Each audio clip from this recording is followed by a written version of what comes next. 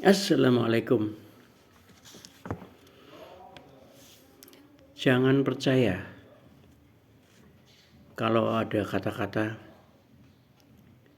nggak sekolah nggak apa-apa mas, nggak sekolah nggak apa-apa mbak, yang penting bisa kerja. Anda jangan percaya, karena orang tidak sekolah yang bisa sukses itu 1 dari 1 juta orang, Pak. Jadi kalau Anda lihat video, Anda lihat Facebook, pengakuan orang-orang yang tidak sekolah, itu bisa dihitung dengan jari. Tapi kebanyakan orang yang tidak sekolah itu rata-rata liar, Pak. Tidak punya akhlak, tidak punya moral. Anda sarjana, berarti Anda patut bersyukur. Karena sarjana di Indonesia hanya 10% dari seluruh penduduk Indonesia. Hanya 10%, Pak. Kalau data statistiknya itu 10,2%. Jadi dari 10 orang tetangga Anda itu hanya Anda sendiri yang sarjana, Pak. Ini patut disyukuri. Anda SMA, SMK, Anda juga bersyukur, teman-teman. Karena jumlah SMA, SMK sederajat itu hanya 30% dari penduduk Indonesia.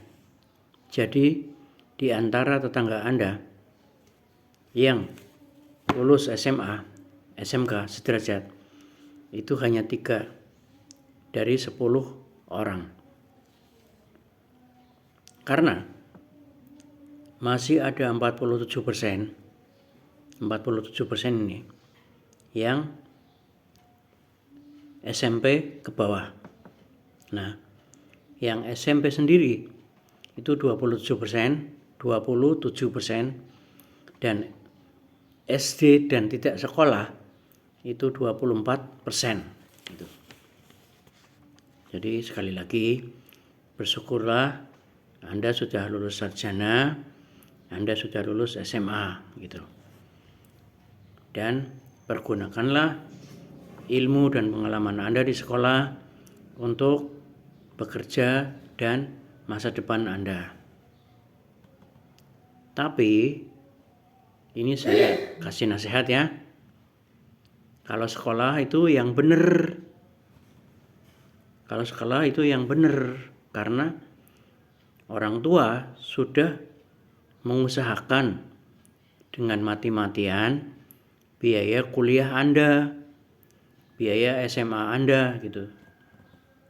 Dan gunakanlah sekolah yang sudah Anda lampaui itu untuk bekal Anda di masa depan gitu.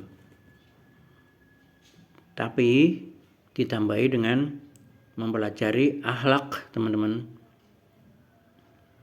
Anda bergaul dengan teman-teman di sekolahan pakai akhlak yang baik. Anda lihat guru-guru yang akhlaknya baik dan Anda menerapkan akhlak yang baik gitu. Ditambahi juga dengan kegiatan-kegiatan yang positif. Jangan kongko-kongko, jangan bolos-bolos, jangan nongkrong-nongkrong. Pergunakanlah untuk kegiatan yang baik. Yang baik itu apa? Kegiatan yang memberi bekal untuk Anda untuk mencari nafkah.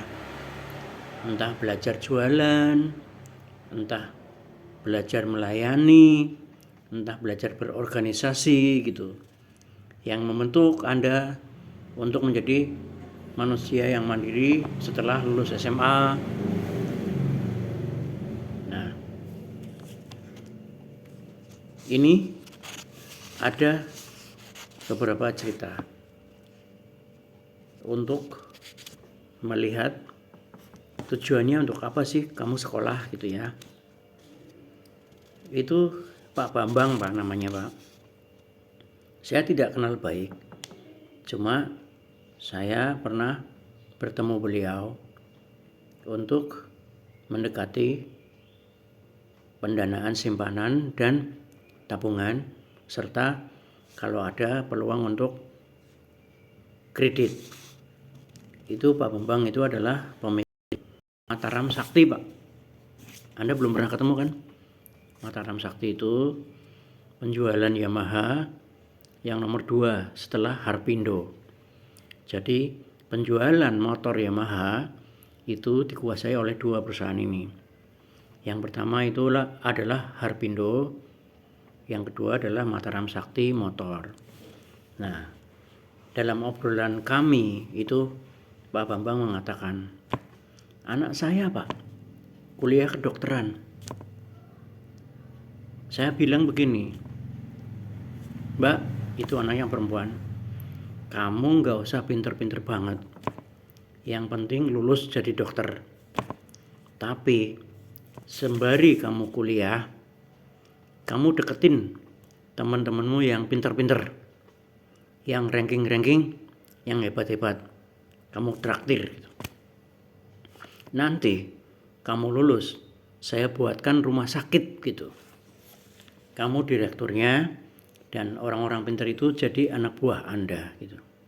Jadi begitu teman-teman gambarannya untuk merencanakan hasil akhir setelah sarjana, setelah kedokteran gitu. Yang kedua, ini ada contoh ini Muslim ini. Namanya Pak Asep Saifuddin, Kiai Haji Asep Saifuddin. Itu dari Jawa Timur, Pak. Itu dia di usia 49 tahun itu dia meraih doktor, Pak. S3 berarti. Untuk syarat apa? Untuk syarat mendirikan Pak Institut S3. Karena beliau Pak Asep Saifuddin ini punya rencana ingin mendirikan institut yang sampai dengan S3. Jadi beliau memang harus pinter. Beliau bilang, kalau saya mau punya perguruan tinggi, jadi pemiliknya harus S3. Itu dia jalankan, Pak. Dia usahakan, dia laksanakan. Nah, jadi kembali ke nasihat untuk Anda, jangan untuk gaya-gaya, kuliah untuk gaya-gaya, itu jangan.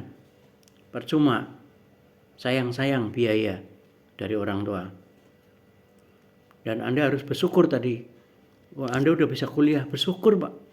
Hanya 10% dari 280 juta orang Indonesia yang bisa kuliah.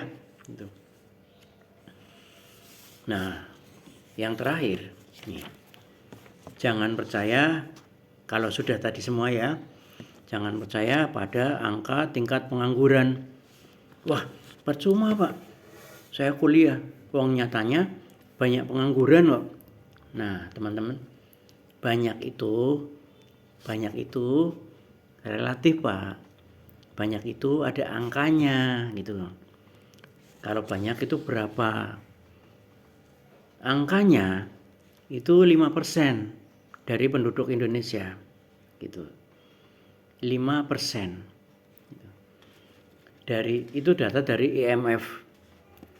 Data dari BPS itu 4,7% gitu. Nah, tapi teman-teman, dengan bekal tadi ya, akhlak yang baik, keterampilan yang Anda miliki gitu, itu insya Allah Anda tidak termasuk ke dalam yang 5%. Jadi Anda masuk aja, langsung terserap ke dalam perusahaan yang hebat-hebat gitu. Tahu nggak teman-teman, kenapa mereka tidak diterima? Pasti waktu kuliah mereka itu punya pikiran habis kuliah kerja gitu. Skripsi beli gitu kan. Bikin tugas nggak bikin sendiri, dompleng sama temen, ya kan? Suruh belajar, malas gitu. Suruh ikut kursus les bahasa Inggris, keterampilan, itu mereka tidak mau. Jadi ini 5% pengangguran itu bukan termasuk Anda, saya yakin. Kalau Anda lulusan sarjana yang berkualitas, ya, nggak peduli apakah UI, ITB, atau IPB, UGM, ataupun Anda di universitas terbuka, nggak masalah. Tapi ini rahasianya. Ketika saya wawancara orang, ada 3 orang misalnya ya, itu yang kami tanya itu apa? Mbak gitu, dulu selain kuliah kegiatannya ngapain Mbak gitu. Nanti kalau si mbaknya itu bilang, saya nggak ngapa-ngapain Pak, hanya kuliah aja gitu. Lalu yang si B itu bilang, Pak, saya ikut jualan online Pak. Itu saya tambahkan plus 1 buat yang jualan online ini. Kemudian kalau yang jawab C misalnya, Pak, saya kalau pulang kuliah bantuin ibu Pak jualan pecel di warung. Loh, ngapain aja Mbak? Ya, saya ngelayani, kadang masak juga gitu Pak. Bahkan ini Bapak merencanakan mau buka cabang pecel, nanti yang pegang saya Pak. Nah, ini yang plusnya saya kasih 3 Pak. Jadi teman-teman jangan bangga kalau Anda kuliah nongkrong-nongkrong aja, yang penting lulus, itu nggak bakalan laku Anda di pasaran tenaga kerja. Tapi kalau Anda berkualitas, ya, kemudian Anda tidak pilih-pilih pekerjaan Pak. Jadi jangan pilih-pilih pekerjaan, karena data menunjukkan ini ya, pimpinan bank ini Pak, pimpinan bank itu bukan dari perbankan Pak sekolahnya. Yang dari arsitek ada Pak. Yang dari pertanian banyak Pak. Yang insinyur-insinyur banyak Pak. Jadi yang sekolah perbankan itu malah dia menjadi apa? Administrator aja Pak. Pelaku-pelaku aja. Tapi kalau yang jadi direktur itu malah yang kuliah di sains, kuliah di matematika, kuliah di arsitek tadi Pak. Itu. Ya teman-teman ya.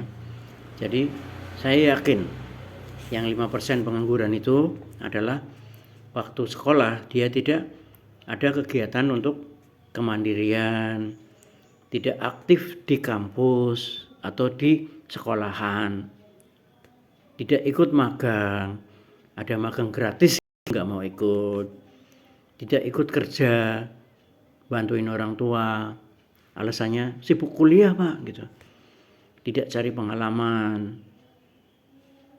Demikian teman-teman, jadi bahwa pendidikan itu penting. Jangan percaya orang yang tidak pendidikan bisa jadi konglomerat. Itu hanya 1 dari 1 juta orang. Terima kasih. Assalamualaikum warahmatullahi wabarakatuh.